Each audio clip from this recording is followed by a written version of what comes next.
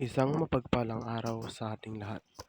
Ako ang inyong lingkod, Elijah Paul John Valdez, at welcome sa ating daily devotions. Ang ating verse for the day ay nasa Genesis chapter 2 verse 17.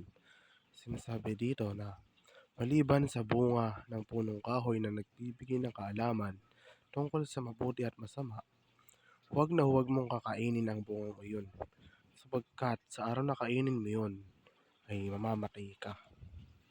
Ang kamatayan ay maaaring tukuyin bilang ang permanente at hindi maibabalik na pagkawala ng pag-andar ng pag-iisip. Ito ay mapapatunayan ng pagkamatay ng ating cerebral cortex. Ang physical na kamatayan ay ang paghihiwalay ng espiritu sa katawan. At ito ay isang hindi maiiwasang bahagi ng buhay. Sa Biblia, kadalasang ginagamit ang kamatayan bilang simbolo ng paghihiwalay. Ang espiritual na kamatayan naman ay isang konsepto sa maraming relihiyon na tumutukoy sa isang paghihiwalay sa Diyos. Maaari din itong tumukoy sa isang pakiramdam ng pagkaputol o pagkawala. Mga sanhi ng espiritual na kamatayan ay ang pagkahulog ni Adan at Eva, pagsuway sa Diyos, at pagmana ng makasalanang kalikasan mula sa mga magulang. Ang pagdaig sa espiritual na kamatayan sa pamamagitan ng pagbabayad sala ni Jesucristo, sa pamamagitan ng pagsunod sa Ebanghelyo, at sa pamamagitan ng pananampalataya sa Diyos. Ang isa naman ay ang walang hanggang kamatayan.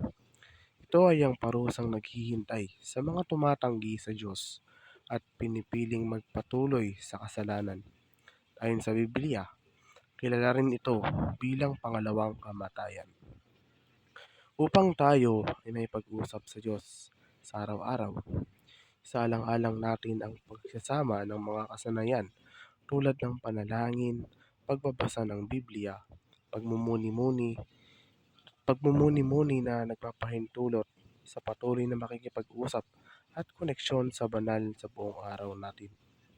Ang pagtutuon ng pag-asa sa pagbabalik ni Kristo ay nangangahulugan ng pagtitiwala sa pangako sa kanyang maluwalhating pagbabalik, ang paghahanap ng kaaliwan sa kanyang pag-ibig at pamumuhay sa pag-asa sa kanyang pagdating na siyang pinagmumulan ng lakas at motibasyon para sa mga mananampalataya.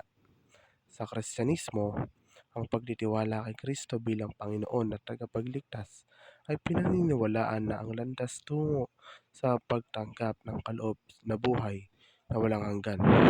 Isang buhay na nabubuhay sa presensya ng Diyos ngayon at magpakailanman. Muli, ako ang inyong lingkod, Elijah Paul John Valdez, at dito na nagtatapos ang aking daily devotions.